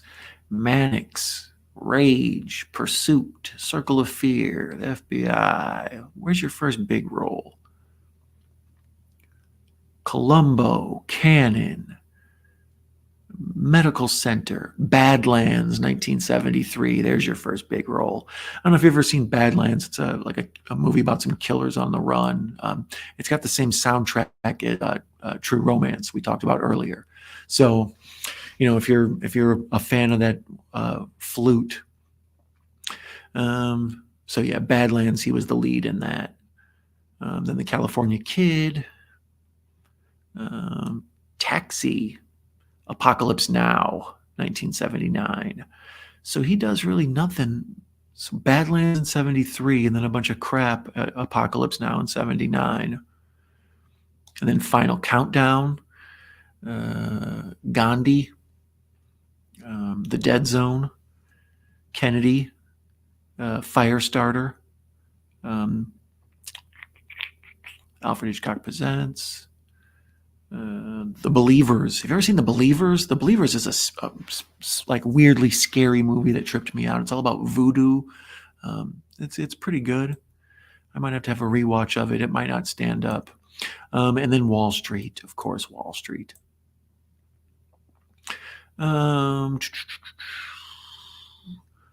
Cadence, JFK, Captain Planet and the Planeteers as Sly Sludge, Hear No Evil, Hot Shots Part 2, Murphy Brown, Tales from the Crypt, Dillinger and Capone, Dead Presidents, The American President, Project Alf, the TV movie, The War at Home, Captain Nuke and the Bomber Boys, Spawn. I liked him in Spawn. The Simpsons, Sergeant Seymour Skinner. Babylon 5. Lost and Found, Total Recall 2070, the TV series. I never saw that. I remember it being out, but never watched it. The Dream Team. Spin City. 2.5 Men, The West Wing. Bobby, The Departed. Jesus. The Way. The Double. Mass Effect 3. Yeah, he's moved into video games now. The Amazing Spider-Man. Selma. Damn, Martin Sheen. Does it ever stop? Judas and the Black Messiah. So the answer is no. And then he's got 2 movies coming out this year. Ramble On, a TV show, and a movie, Lost and Found in Cleveland. Damn you, Martin Sheen. Damn you. Whew. I'm exhausted after that. Martin Sheen be wiping a brother out. Macabros is Let me see, where am I at? 8 a.m. where Gareth is. So yeah, that was I thought 8 or 9. Macabro says it's midnight where he's at. 2 at Don's, 8 a.m. at Gareth. Temporal paradox much? I'm at 2 a.m. Sorry. Has anyone noticed a lot of old American actors are new to Facebook this month? I'm now friends with Martin Sheen. Is it? Oh, I was unaware of that. That's cool. Probably their publicist. Macabro doesn't think the old folks know how to use the socials. For some reason, Facebook seems to be user-friendly. Like, people up until very old seem to understand Facebook. So now here, Walken has his hands on the shoulders of the kid, and he sees the hockey accident and all the kids sinking into the lake.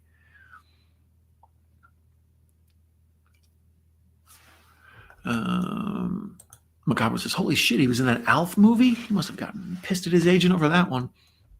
Yeah, I never saw Project Alf, I don't think. Alf, surprisingly, was a weird show. Like, the Christmas episode is real awful and depressing, and like that Project Alf is real bad. The cartoon spin-off, the Alf cartoon, was very weird. It took place on Melmac. People remember Alf fondly, but it was real hit or miss. Ha! I kill me!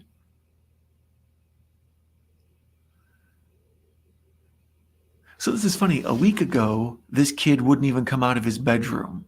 And now the father's already planned him playing ice hockey outside. For Christ's sakes, John, quit scaring him. Don't be scared. Just go eat your cookies.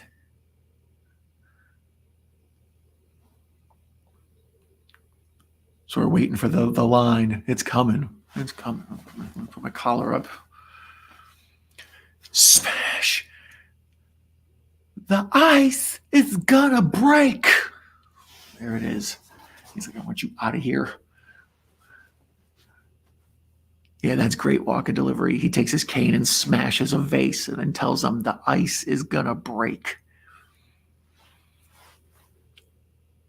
Today I went out to a frozen pond. Like, we've had, about the snowy cold weather here, so I wanted to go get some nature stuff.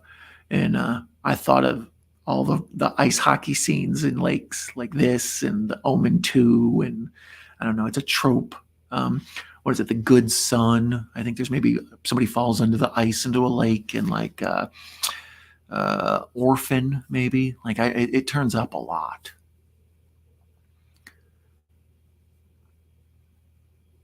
So now Christopher Walken wants to touch the kid's hand again and see what happens. He's like, nothing to worry about. You're fine now. Everything's going to be okay. But we don't know if he's lying or not. We just know he's playing it cool. And we see that he sort of connects with this kid more than the kid's own father does.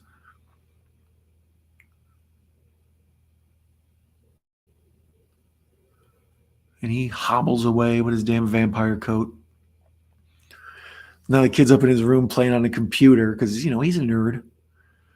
And in 1980, to have a home computer like that, and he's got 2 Rubik's Cubes. Not 1, 2. There's a backgammon set.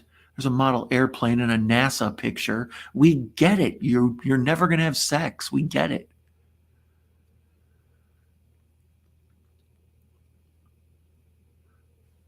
So now he's like, aren't you going to come out and play hockey with your friends? And the kid's like, no, you nutcase. The spooky psychic said that we'll die. Remember Alf? He's back in Pog form. Alf can never have too many comebacks. How come there's never been a reboot of Alf?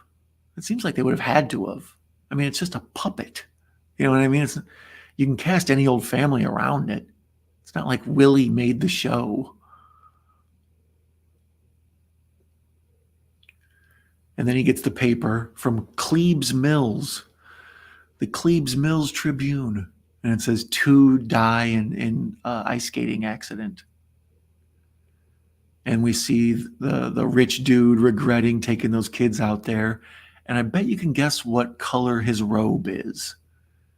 Like strikingly blue. It looks like freaking Paddington. And we cut to Johnny trying to call to verify that the kid's okay. And he's in a phone booth covered in blue.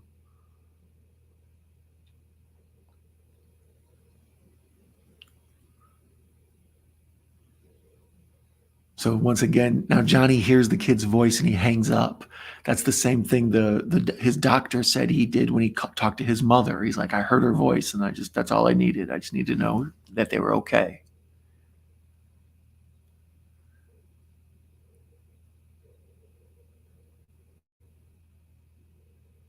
So now Stilson's got a marching band playing outside in the snow, and the marching band all have hard hats on. Because, he's the working man's senator. He hired a bunch of people from a factory to come down and play the trumpet and the.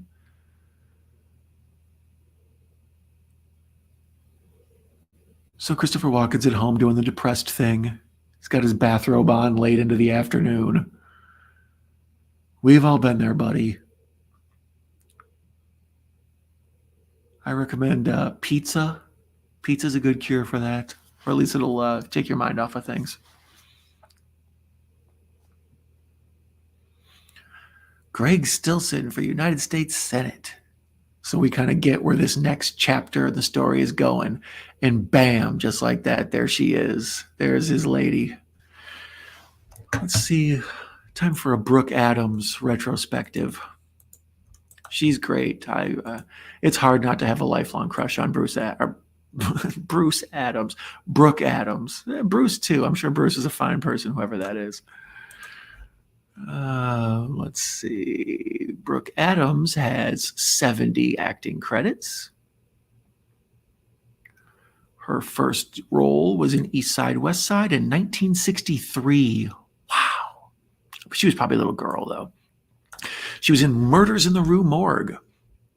F. Scott Fitzgerald and the Last of the Bells, The Great Gatsby, Lords of Flatbush, Murder on Flight 502, Policewoman, The Bob Newhart Show, The Tony Randall Show. She was in Car Wash, Kojak, Shockwaves, The Great Train Robbery, Invasion of the Body Snatchers is the one I think of her mainly from. She's awesome in that. The Dead Zone, The Stuff. Oh, she just plays special guest star in the commercial. Okay, never mind. But even then, still, The Stuff is fun. Moonlighting, The Unborn, Sometimes They Come Back, 30-something, Probable Cause, Frasier, Wings, Law and Order Special Victims Unit, Monk, Hamlet 360, Thy Father's Spirit, and Mr. Monk's Last Case, a Monk movie in 2023. A Monk movie. I'll be damned. This movie is rated 7.2 out of 10 on IMDb. That's pretty damn good. IMDb ratings are usually right around 5 or 6, so 7.2 is good. I personally rate this a 9 out of 10. I rate it way higher than everybody else because like I said, I saw it at a very young age, and just the movie itself means so much to me. It's a 77% audience score on Rotten Tomatoes, 89% critic score. So critics love it. The regular average working Joe thinks it's pretty great. So here, he's shaking Martin Sheen's hand at the press rally. Martin Sheen's running for Senate. He's going around shaking hands like you're supposed to, kissing babies. And Christopher Walken uses that as an excuse to touch his hand. And he sees into the future that dude is going to be president and eventually cause nuclear war and kill us all. So we see him all drunk and coked up in the Oval Office. And he's got the nuclear football, as they call it, the briefcase that they keep the launch code stuff in. So now we see the henchman guy. I think he puts a gun to the general's head to make him put in the launch codes. But the basic idea is we see that one day Martin Sheen is not only going to be senator, he's going to be president and end up as causing the end of the world.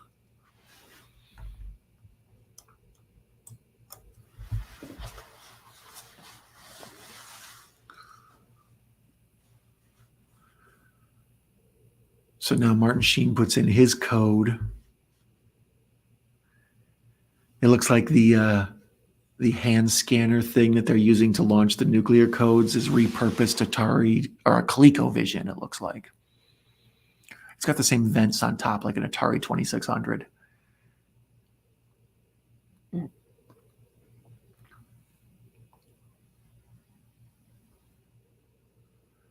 Yeah, this scene is fascinating. It's super well shot by Cronenberg. He's got this like dark, maybe like a Camp David or something. There's like a fireplace and it's a wood, log cabin.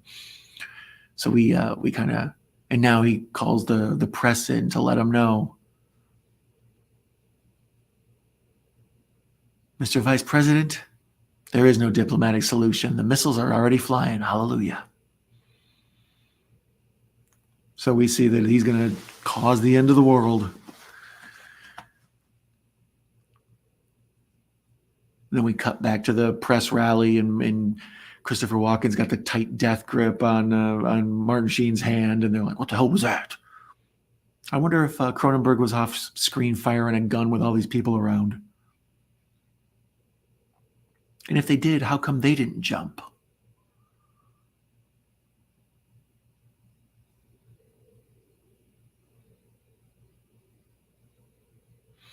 So now here's where they pose the question, where the movie starts getting subversive. See, I like that they set up all this stuff at the beginning with sort of this detective, half spooky kind of scary imagery and, Stephen King psychic stuff, but they establish, he's solving crimes and all this. So now we start getting into the philosophy of the movie, and that's why I say it's subversive, and I think it's a film that could actually, if they started pulling movies off the shelf or banning them, this would be ripe for it. Basically, they first start having the discussion. If you could go back in time and kill Hitler, like baby Hitler, would you? Because it's wrong to kill a baby, but at the same time, think of all the lives you'd save. So is murder okay if the murder you commit prevents all these other murders? So, of course the answer is yes, but the thing is, you can't be sure of what's going to happen in the future. So he can, supposedly, but a normal person who thinks they know, oh, this person's going to cause murder in the future, so I'm going to murder them, is called insane. You're not allowed to do that.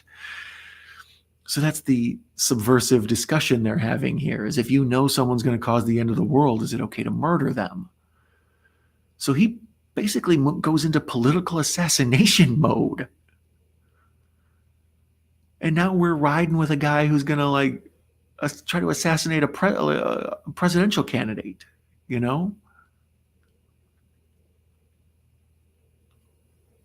So it becomes this philosophical, debate now in the middle of this movie. They've let you ride for a little bit, and now they're going to hit you with some thinky stuff.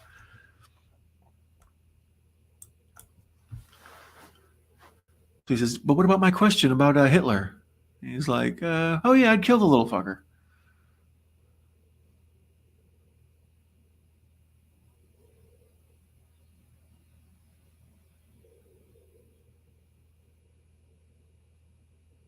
Yeah, of course he would. All right, let's see what we got with budget and box office. The budget was 7.1 million or 10 million. What the hell does that mean? So we'll say between 7 and 10 million, sure. But it was only a box office of 16.3 or 20 million. So it didn't make double back. The rule of thumb is a film should make twice its budget.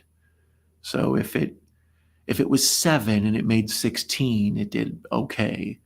But if it was 10 and it made 16, that's a problem. I don't know. Oh, maybe they're talking about, well, no, because the budget wouldn't be reflected by the foreign box office. But now Johnny's going back home. Yeah, that was some vague budget info. I agree, Macabro. Like I would have assumed that this did well at the theater. Obviously, it didn't. I know this was a big home VHS release. The cover, once again, like I said, the iconic imagery of the um, long tunnel made out of cobblestone, and then the car lights banging through, making it seem like he's coming back from the dead and all that. So yeah, now my man goes and gets the Lee Harvey Oswald rifle, the single bolt action thing, and we're riding with a damn political assassination. This is insane. Yeah, it is like saying I had 12 beers or 20, either or. How many kids you got? 2 or 7? I don't know. I don't keep track. It's not important. Because we're talking about millions of dollars. So now we see Walken on a bus with a dismantled rifle in a duffel bag, and we hear voiceover narration of a letter he wrote to Sarah about how he's going to do what he's going to go do. And I had this figured all wrong. I always thought this power of mine was a curse, but now I can see it's a gift. So by the time you get this letter, it'll all be over. You will never understand why, Sarah. Nobody ever will, but I know what I'm doing. So he's pulled into this quaint-ass town. I'm a sucker for old Victorian buildings and shoppies, SHOPPE. I'm a fan. I'll love you always, Sarah, Johnny. So yeah, here he is going to the political rally with a gun all duffel bagged up. What are you doing to us? I mean, we know he's on the side of good, but that's what I always think when I watch The Matrix too.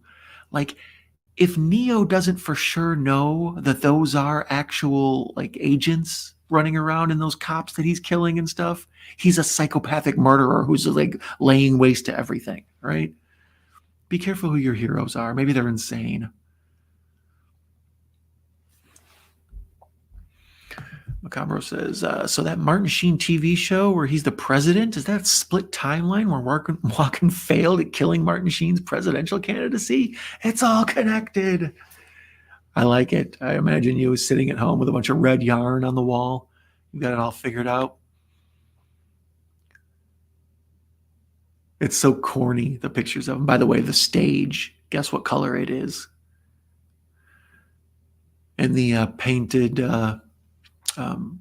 wooden border along the wall where Christopher Walken is. I bet you can guess what color that is.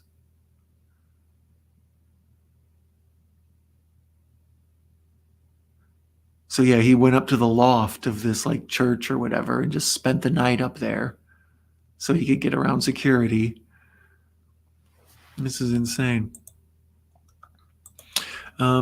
It's true. Never met me in person. I'd be insane in the membrane. Insane, got no brains. Don't you know Professor Macabro is loco? Essay. So there, we have a little moment of suspense. He drops one of his big rifle bullets onto the ground, and it gets kicked around.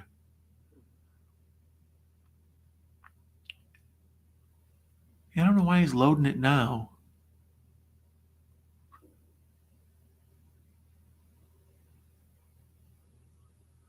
So here comes Martin Sheen waving to everybody. Hey, how you doing? Hey, how you doing?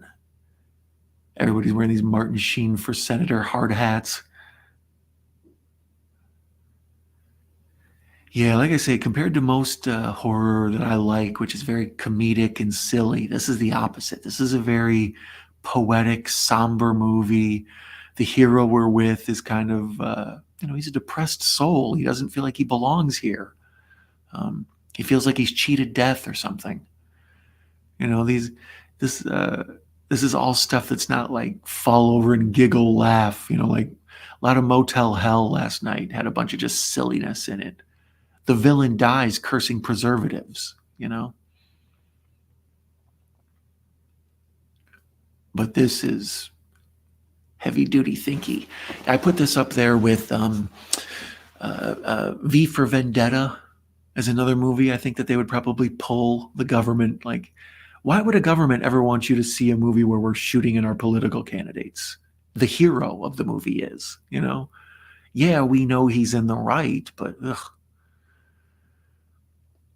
And then same with V for Vendetta, where they blow up Parliament. And then, that's, yeah.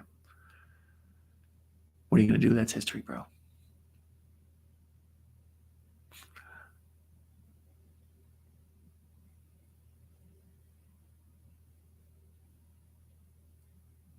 So yeah, I'm entranced by Martin Sheen captivating the crowd. Man says, okay, she's going to bed. I didn't even know you were here, man. You adorable rascal, you. I'm glad you were here. Have you ever seen, I don't think I ever got the answer if you saw the movie or not before. I'm assuming you were if you were hanging out through this whole thing. Or now that she's heard the ending, she can go to bed. It's more like it. See y'all later. Good night, Queen Mayanne. Thank you for hanging out. So here, this is the surprise ending. He doesn't shoot Martin Sheen. He just he fires off a bullet and misses. And then Martin Sheen runs over and grabs the baby, Brooke Adams' baby, the one we saw earlier, and holds it up in front of him as a human shield. And those pictures get out, and he'll never be president ever. So Christopher Walken takes a bunch of bullets to the chest and falls over the balcony and into the pews below, and he pulls down the American flag banner thing. And we see Brooke Adams comforting the baby and Martin Sheen realizing what he's done and how it's going to ruin his political career.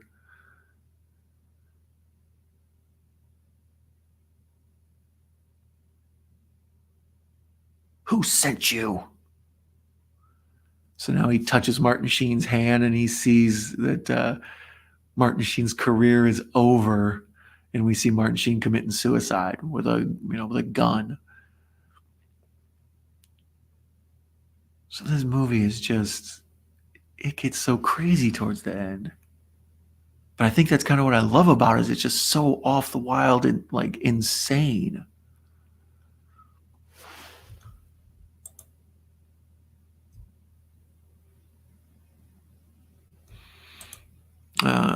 Mayan says she's never seen it, but she was watching while she was getting ready for bed. Remember the 5th of November, the gunpowder treason and plot. I see no reason the gunpowder treason shall ever be forgot. Macabro's a wordsmith. He knew that off the top of his head. So here now Brooke Adams realizes that it was Johnny who was the assassin, and she's crying. And he reaches out to her, and she goes to him, even though in her mind he's nuts. And of course, her dress is stark white. We've been saying all this blue imagery, but now that he's covered in blood, of course, her dress has to be white.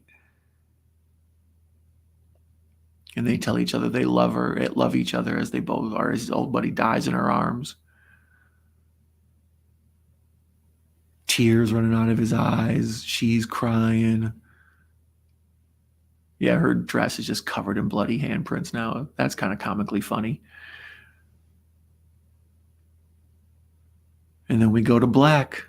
The monster is dead. The movie is over. There's nothing left to discuss. And there it is. There is The Dead Zone, 1983. Let me see. Let me go back to the credits real quick. Bam. So, like I said, it's a personal favorite of mine. It's a very somber. It's on IMDb's Amazon rating here. They have it 4.5 out of 5 stars. Universally praised. I think the worst score we saw out of all of them was the IMDb rating, and that was almost a 7.5 or whatever, 7.2. So yeah, kind of universally beloved. Covered in blood, a callback to Carrie, maybe. Well, that's kind of the the running gag in horror movies or any movie where somebody's going to get covered in blood. Once you see white, Tarantino loves to do it. Like whenever you're watching a Tarantino movie and some white upholstery or something's going on, it's like, oh, some blood's about to go down. So Macabro says it was a great Walken flick. Yeah, I agree. He carries the movie as the lead. One of the reasons I love Christopher Walken so much is he can be the lead of your movie, or he can be a character actor that just turns up and does his little 5 minutes and steals the movie. Martin Sheen is kind of that in this. He turns up and just sort of steals the movie while he's in it. But yeah, subversive, strangely horror, but not horror. One of my favorite Cronenbergs, which is weird for a guy that's mostly known for gross out and bloody yuckness. But yeah, big fan of this movie. Heavy duty snow movie, cold and snowy all throughout. Thus all the blue. We're supposed to feel like this man is back from the dead, living in a ghostly plane. Well, anyways, it's 2:45 in the morning. I think it's probably time we shut her down. Thank you for hanging out, Professor Macabro, and keeping the chat going. I love it when you're here, buddy. You are the man. Good evening to you, I should say. Also, Mayanne just left. She's a doll, queen forever, Queen Mayanne. We had Anthony Chabot here. We had Brian's Masks. Echo Cero was here. My guys, Sean Blue Digital stopped in. Mr. Bones was here. By the way, you can check out on Mr. Bones' channel. I was watching Dead Alive on his channel the other night. So Mr. Bones HPS. That's for Horror Peep Show. But if you can't find Mr. Bones HPS, you can Google Mr. Bones Dollar Tree. For some reason, that always works. Also, tomorrow at 6 p.m. Central, 7 p.m. Eastern, I will be on Rob's Vintage Videos channel. We will be talking about cartoon tapes. So I'll be there. Be sure to drop by there. Just drinking beers and checking tapes, as it's called. Saturday, I'm sure I'll be doing something because I'm supposed to be having a damn snowstorm here, at least for the next 2 days we're supposed to. So there's a good chance, keep an eye on my channel for these pop-up watch-alongs.